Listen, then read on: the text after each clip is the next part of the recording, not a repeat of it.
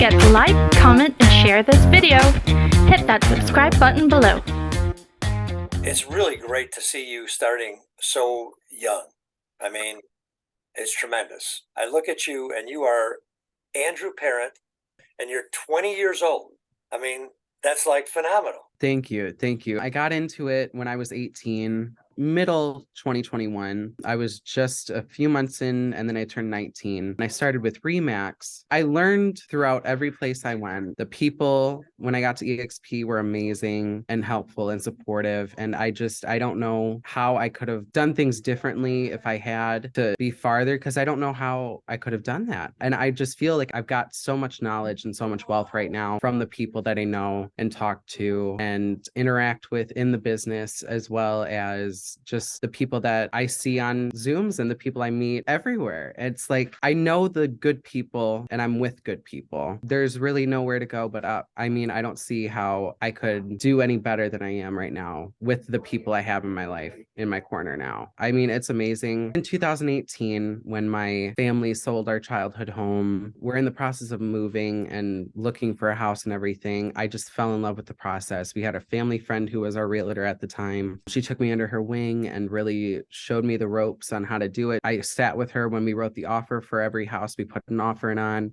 I sat with her when we did the listing ticket for our current house and everything. I fell in love with the process, and that's when I said, I want to be a real estate agent. And sadly, COVID pushed that back. I would have got licensed on my 18th birthday if I could have. I really wanted to do the in-person class, but they weren't offering it because of COVID at the time. And I just learned better in person. So I wanted to wait and make sure I could do it in person. So I've been doing it since May of 2021, and I love it. It's my dream job. It really is. Like, there's nothing else I would rather be doing than this. It's hard work. It is. Oh, it for sure is. I mean, it's practically 24 hours. You have people, clients texting you at 3 a.m. being like, hey, I couldn't sleep.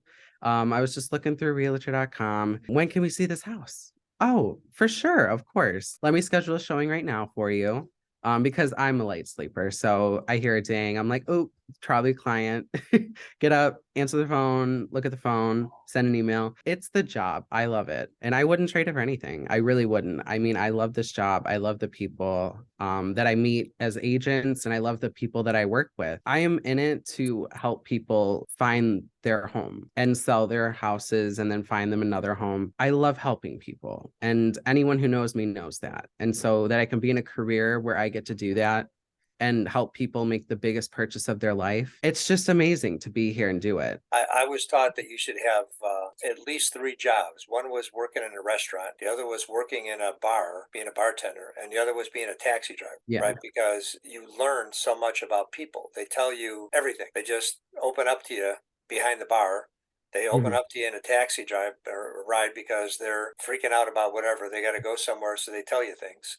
They got nothing else to do unless they're busy on their phone. Being in the restaurant business is all about service. You're always waiting on other people, and it's their food and they're hungry. Well, real estate agent is like all of those plus. I know more about people and their lives and their kids, everything that they're about after working with them for a few months than most people that are in their close inner circle. I know their finances. I know when they're ticked off at in their relationship or with their kids.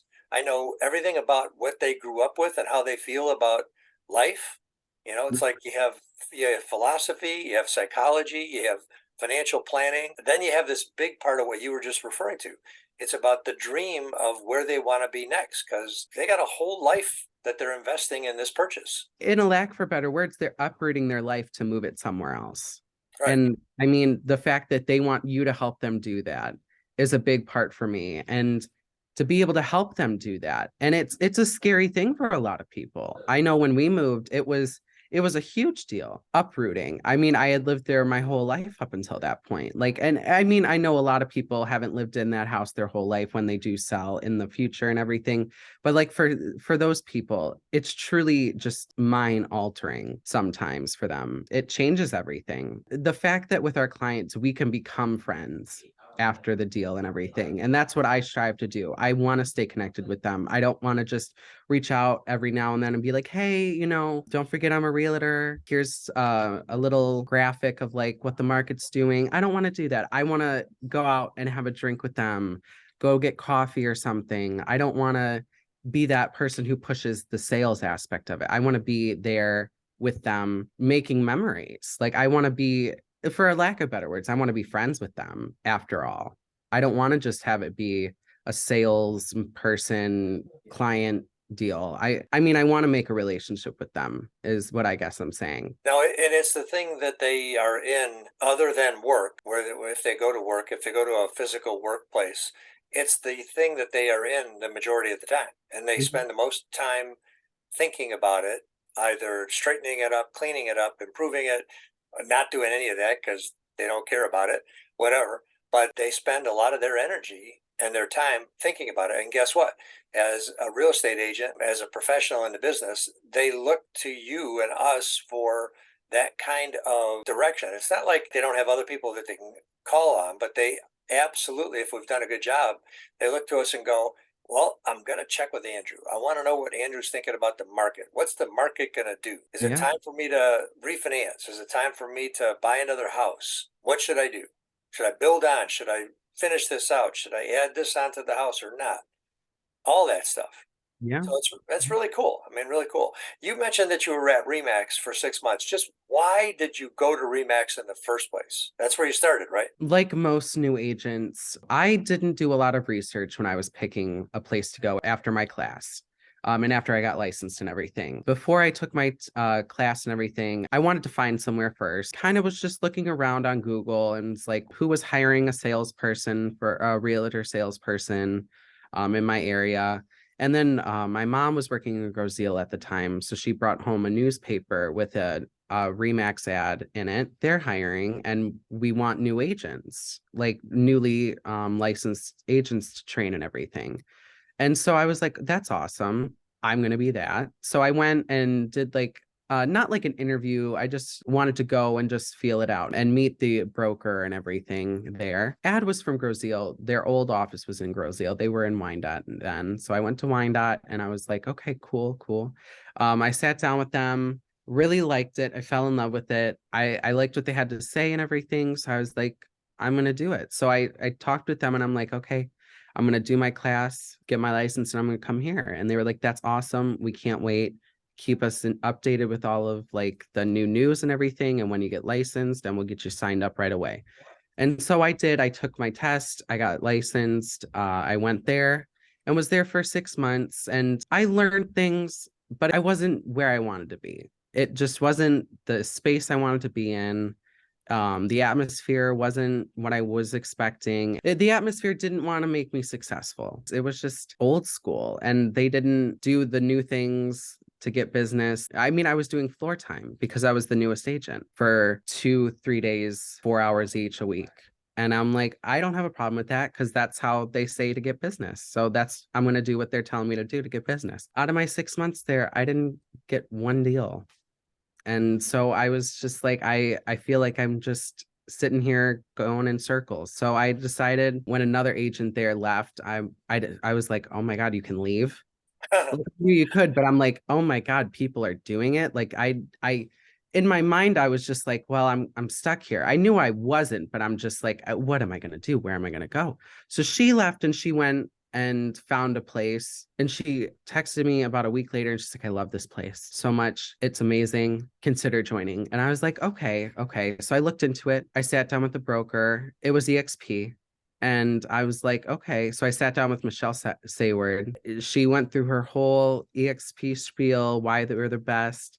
And I'm like, I see it. I think I'm going to do it. And I was so scared to make the change. I'm not one to say I like change, but I'm not one to say it doesn't scare me. I was like, well, now I got to uproot everything to move. And it was scary at first. I was like, okay, well, now I got to switch everything over, get new business cards, market myself different. Within the first 3 months, I want to say, being with EXP, I rebranded myself, had started getting leads from my sphere and from rebranding myself and everything. And I took off. I started doing showings and open houses for other agents. It was going very well. And then my old job, which I haven't mentioned yet, I worked at a hotel for 4 years on and off as the breakfast attendant, night manager, maintenance. I was everything there. I was front desk agent. I was the night manager, the only employee in this 100-room hotel overnight.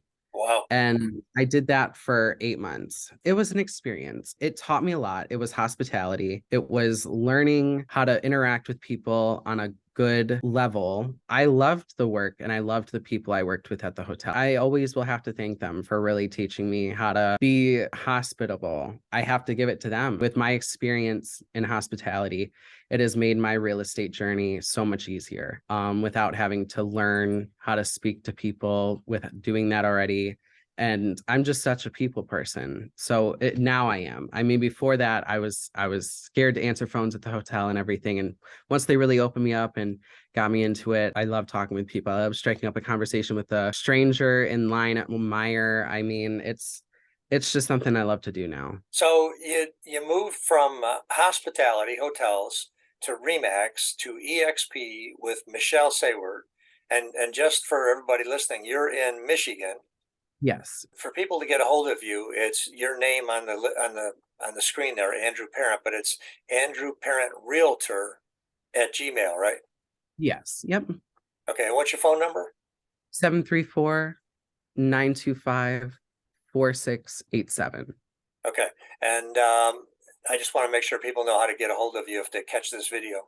And because it's cool. I mean, you're talking about stuff that I think new agents, especially, and really old agents. I mean, I call myself an old agent because you kind of have to remind yourself after you've done this for a while that that people are doing. This is a really big thing for people to both be a real estate agent and take that job on and do it well and care about people, and then care about the people who you're actually helping. So, for instance, we're friends with Lisa LaRue and Melissa Johnson and a number of other people that we prospect with, right? And that's like gotten to be a regular thing that every agent should do. Prospect. It's part of creating new business. And you do it a little differently, which I want to touch base on in a second here. But part of what I have always asked agents to do, and they get kind of jaded after they've been doing real estate for a while because, to actually make any money, you've got to make this a business and you've got to sell, 15, 20, 25 or more houses or transactions if you're doing commercial per year, or you're just not making any money. I mean, these agents that are doing 3 and 5 transactions a year, first of all, they don't really know what they're doing. They're not learning. And they're not really being a great resource for the people they're helping. So when you start doing 15 or more transactions, you start getting a little jaded because you've got to do it. You've got to make the money. The problems are the same. You do it year after year. They say the same things. They don't know that they're saying the same thing, but you do. And what I try and tell agents is, I want you to move every 3 years. I want you to physically sell your house and move, because that will remind you what a traumatic event it is to actually have to pick up, make the choice to sell, make the choice to buy, where you're going to buy, what you're going to do with all the stuff that's in your house, who's going to help you get it all done, because it's a lot that's involved with the whole transaction, right? Yeah, it is. It's enormous. So you still have that energy of being a new agent, and you're on the helping side more than you're on the, how many units am I going to do this year? How many transactions am I going to do? What's my income going to be? It's still important, really important, but your focus is also still on helping people. So you prospect in a little different way than the old version of prospecting, which used to be floor time, right? That's what they would say. Answer the phone. And you're doing something that's old school, but it's kind of still current if you do it the right way, which is open houses. And then you also do some social media. Yes. My social media platforms would be TikTok, Instagram, Facebook. I try to focus on Instagram and Facebook. Facebook mainly because Facebook is just where everyone is. And a lot of those people are also on Instagram. What I like to do is I like to post videos, whether they're short little reels or it's a longer 5-minute video or something like that.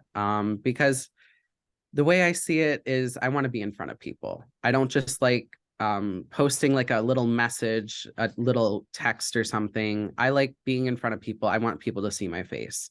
So I'll do a TikTok about a little funny joke that I've seen, real estate related or not. I do try to mix it in. I have business accounts and everything on all of those platforms, but I do have personal accounts as well. So I do try to mix them with each other. So people don't just see one side of me. I don't want someone to see just my business page, decide to work with me, and then I be myself and them not like me for it. So I do try to mix myself in.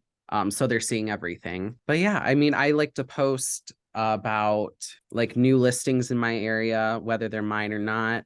I like doing the video walkthroughs of a nicer house in the area, at least 4 videos a week, and then separate story posts, just like what I'm wearing one day or something like that. If I think it's aesthetically pleasing, if I see something aesthetically pleasing, I'll do a story post about it or something. I try to stay active, but recently I'm just getting back into it because I was sick for 2 weeks with COVID recently, so I was out of it for that long. So I'm just jumping back into it this week, actually. So yeah, that's where my niche is. I want to go for the people who follow me, who like me, who support me by following me and everything.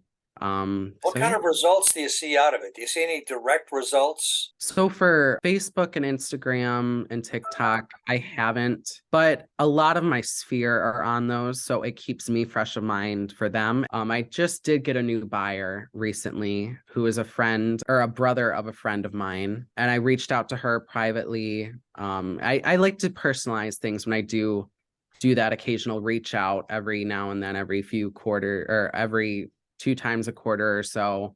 I'll send out a personalized message to everyone, just seeing how they are and everything if I haven't talked to them in a while. And so when I was doing that this time, I did it in mid-November with her specifically. And then just about a week ago, I got her texting me back saying, "Hey, my brother's interested in buying." And I was like, "Oh my gosh, that's awesome. Thank you for thinking of me." And she's like, I never would have known if you didn't reach out to me That's a great. month ago. So, and I said, yeah, I mean, that's why I do it. I didn't start the conversation with, "Hey, I'm a real estate agent. If you know anyone looking to buy or sell, like contact me." I don't want to do that. I want to be that person who doesn't do it for that reason. I want to reach out because I want to know how you are and what you're doing. I don't want to ask you for business. That's just a thing of the job that has to be done, I feel like. I mean, if I could talk to you and just have a regular conversation, not talking about real estate, but I'm a real estate agent, that's my ideal conversation. But because a lot of people forget or they don't know, I have to bring it up. And I hate doing that because then they think, "Oh, he just had this conversation with me to talk about that." And sometimes they do get offended by that. When you bring it up at the end or something, they're like, they really do think about it. He just reached out to me to talk about that. And so sometimes they understand they're in a job where they have to do something like that too, and they understand and don't have a problem with it. But it happens, and you will get turned down, and rejection happens in this business. So you just got to move past it. Don't let it bring you down. So, there's other people who you could talk to about how to approach that. And it's kind of like starting with handling the objection or the potential objection before they start. And it could be something like this, but Kurt Shewell, he'll probably give you some great ideas. Lisa, great ideas. It might start like something like this. "Hey, it's been great talking with you, Andrew. You were just telling me about what you do for work, right? You were just telling me about that. I'm going to tell you, I'm not expecting anything from it, but just so you know, I'm a real estate agent. That's what I do. And I don't expect anything, but I am in the real estate business. That's what I do. So, if you're buying a car, you'd like to know somebody that you were buying a car from, right? Or If you are buying a piece of real estate, you might want to use somebody or talk to somebody, even if it's just for information. Feel free. I'm happy to help. So you might have another way to approach it, to bring it up when you're talking to somebody that identifies that it's a potential objection, and just hit it right off the bat and then take it back to, for just want to mention it. Let's go back to what we were talking about. Yeah. Okay. Right? Yeah, that could work. So think about it, how it works for you. I just know that I know exactly what you're talking about. I don't like doing that with people. I don't mind sending them the information about the real estate market to stay front of mind. Mhm. But if I don't want to talk to them on a regular basis, I don't want to make it out like, hey, I'm calling you for a piece of real estate business, right? Yeah. If you think about me, you'll think about me. Exactly. Exactly. And with the social media aspect of it, with me posting all the time, I mean, it's really hard to not see me if I'm on your feed or something. Like you can scroll past whatever, but you still saw and scrolled past me. The key part is trying to convert and have enough information in your social media to make it actually turn into business for you. But even if it doesn't, even if it's just branding and getting your name out there, and you keep building your sphere. So right now, you know, how many people do you have in your sphere that you would actually say you would probably get business from? And is it over 100? Yeah. Is Mhm. it over 1,000? No. Okay. So the magic number is 250. Okay. When you have 250 people in your sphere that are actually going to be people that in some world they're going to refer you business or do business with you again. So your goal should be 250, and the 250 always changes Mhm. because you need to add new people to it. The old people, go away, they move, they die, they, find some other relative that's in the business. There's reasons they move on from you. So it's a constantly changing 250. But when you get to 250, you'll never have a problem with business, ever. Yeah. Okay. Right? So another question that I had for you: what are your goals for 2023? 2023. So let me grab my business plan actually, because that's pretty good. You've got a business plan after how long in the business? Over a year and a half. A year and a half, and you got a business plan. Do you know how many people don't have a business plan that I talk to have been doing this for 10, 15, 20 plus years? Well, Oh, I learned from very smart people. So I'm in a very great group of people who are making my career a lot easier by showing me all of this very soon on and training me the right way. So yeah, so my business plan are, let's start with small goals. So my small goals for 2023, like my monthly or weekly goals, would be to do more specific videos to my area.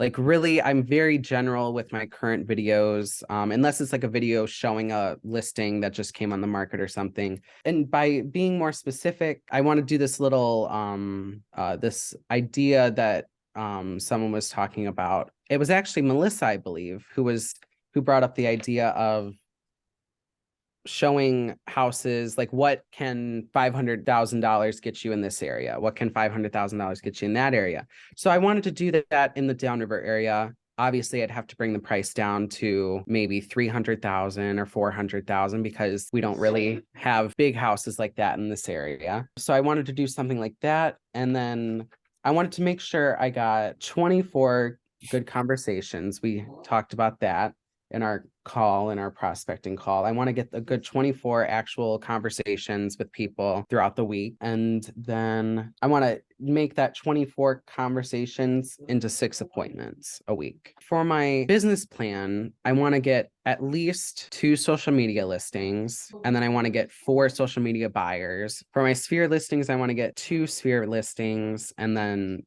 4 sphere buyers. And then I want to stick to my schedule. I made a schedule and I want to stick to it in 2023. I've only ever worked a 9-to-5 job before real estate. So I really want to be able to stick to this schedule and keep myself active with that schedule. A big thing is I want to take 8 listings and 15 buyers this year. So that's my big goal for this year. That's 23 transactions. Yes. Yep. That is, for an experienced agent, that's a really great number, right? Really great number. For the average agent, it is 7 times what they do. I think I've bitten off a big number, but I have the people in my group to help me. And it's not too big. It is really okay. See, I wanted to make it realistic because my last year, the half business plan I did, because I didn't finish it, it was very out there, and things ended up changing early on in the year. So I knew once I got to March, I wasn't going to make it. Because I had some problems and had to go back to my old job at the hotel because they were very struggling and could not find anyone to work. So I went back full time for a little bit and was just I went to meetings and everything in real estate, but I passed off the 2 clients I had at the time to stay at the hotel and everything, which I mean, that's just who I am. They asked me and begged me to come back, and I just couldn't say no. I mean, they're my family, and so I really wanted to be there for them for that. And so once I got them all situated, it took about 6 months, and then I got back into real estate. Last year, I was in real estate, but I can't really say I was the whole year, sadly. But if that didn't happen, I think I could have made my goals. But yeah, for this year, my goals are raised because every year I'm going to increase it. Obviously, I'm not going to stick myself down to just making it to where I made it last year. So this year they're raised and I'm going to get it. It's going to happen. Yeah. Good for you.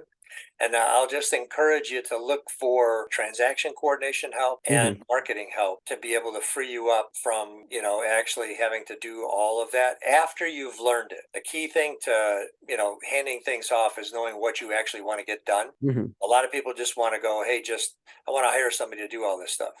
It's great because you don't want to have yourself doing that work when you could be focused on doing the more valuable, higher dollar activity of actually showing, listing, getting things under contract, negotiating. But you have to know what you're doing. You have to know enough about it to be able to write a contract, and then know what it takes to close it, and know what it takes to market it and list it, and all the rest of the things to go along with it. So you got to work hard enough on that to know it, and then hand it off so that you can free your time up. But 23, totally reasonable. I wouldn't be surprised if you up that. And I'll add one other thing about how to get there and how to get specifically to Icon, right? Because at 23 transactions, I'm guessing you're going to be over $100,000 by some significant number. And what all you really need to do is that 20 transactions above 80,000 GCI. So referrals, do referrals for $1,000 or more, where you can refer business out, get 5, 10, 15 referrals, and then you'll be Icon as well and get your stock back. Add referrals into your 23 transactions. Okay. Yeah. Okay. And I got a personal question for you. You look like you got a ponytail. Yes. You do. All right. I have pretty long hair. Yes. All right. So I had a ponytail for years as a broker. And I remember going into conferences with a ponytail, and they'd all look at me like, who's this guy? Good God. And then they'd find out, oh, he's the #1 Remax broker. Wow. He gets away with that with a ponytail? Right. And I was like, hey, if you're good at what you do and you know how to do it and you perform, people really don't care. Yeah. Right. They're going to look at you a little weird, and then they get to know you and they go, okay, you're all right. So good for you. Thank you. Thank you. I can't part with it. Like, I've had people tell me, you got to cut it off. It's not professional. You can't do this job and be a salesperson and have long hair. And I'm just like, why should it matter? As long as it's not unsightly and it's cleaned up, it's not everywhere. It's not in someone's way. I think you are totally, absolutely fine. The only reason I even brought it up was because I used to have a ponytail. Yeah. And I'd get grief from the people who were questioning my ability. And I'd go, I don't know. When I was selling real estate, I did 40, 50 transactions a year. People seemed to be okay with it then. When I hired agents, I got the 1,200 agents. They seemed to think I was okay. Yeah. Right. Yeah. It's like, hey, I think you can do what you want. Yeah, that's awesome. Because like I said, I mean, there have been times where I'm like, oh my God, I should cut my hair. Everyone's telling me to. And I'm just like, no, I'm staying strong on myself. I'm not going to cut my hair. Thank you. That that means a lot. I mean, that's a big thing for me is I want my appearance to be my appearance. I don't want someone to make me into something thinking that it'll help me be a better agent or get more leads or be more personable with someone. Because I mean, I don't want to be not myself meeting someone. I want to be myself because if they don't want to work with me because I'm me, that's fine. I don't want to work with you then. There you go. So yeah. There's a guy out in California that rides a motorcycle, and all of his appointments he goes to, he rides his motorcycle up to their front driveway, up to their front door, and gets out. And he's not Hell's Angels, but he's riding a motorcycle, and he's doing $1 million listings and millions dollars sales. They don't care. Yeah. Nobody cares. And the people that do care, if you've got good stuff, if you know your stuff, if you do a great job, and you're gonna perform and follow through, that's the biggest thing. Following through, being consistent, somewhat disciplined, like we talked about on different calls. You know, if you do that kind of stuff, people just want to they want to know that you care about them. That's really what they want to know about. Yeah. So they want to know great job, man. I'm excited for you. Thank you. I'm excited too. And it's so early on in my real estate career. And I can't imagine what I'll be in 10 years. Like, I'm just so excited for the future and what it has. I was thinking about it. Somehow it got brought up. Like, how many people do you think you'll have helped in 10 years? And I proudly said over 500. I want to be in this business to help people. And I mean, it's doing what I love too. Like, of course, there's the contracts and everything. And over the years, it's repetition. You'll know them. And right now, I mean, writing an offer, no problem. Listing, it takes some thought. Listing packages and everything. But I mean, every listing will be different. Every offer written will be different. So you got to pay attention to that. It's not the same thing every time, or any time really. You have a good resource for your listing materials though, and buyer materials, right? Yeah. Yep. Oh yeah. I got Lisa. So and I think Lisa uses and has access to Mark Z's system, which is based on the Kinder Reese system, which is National Association of Expert Advisors, NAEA. Okay. So we're all kind of in that group. What you get there is, in fact, I've got part of it right here. Let me see if I can get it on the screen. This is 151 steps for selling your house. Right? Oh, 2 pages, 2 sides. I can't get it on the screen very well. There you go. If you wanted to text me a picture of it too, if you can't get it on the screen. Yeah. But I want you to know you have access to it, and there's training around it. And once you get that stuff down and you understand, what it includes, it is universal stuff. It's really helpful, and it's high quality information. Yeah, I'll ask Lisa about that for sure. Okay. And then call me back, my phone number, 404-368-2607. Okay, perfect. All right. Feel free to call. Yeah, for sure. Thank you. All right, man. Listen, it's been great doing this with you this morning. I appreciate you taking the time. I want you to have a great holiday coming up and have a little bit of downtime before we get ramped up for 2023, which starts Monday. Isn't that weird?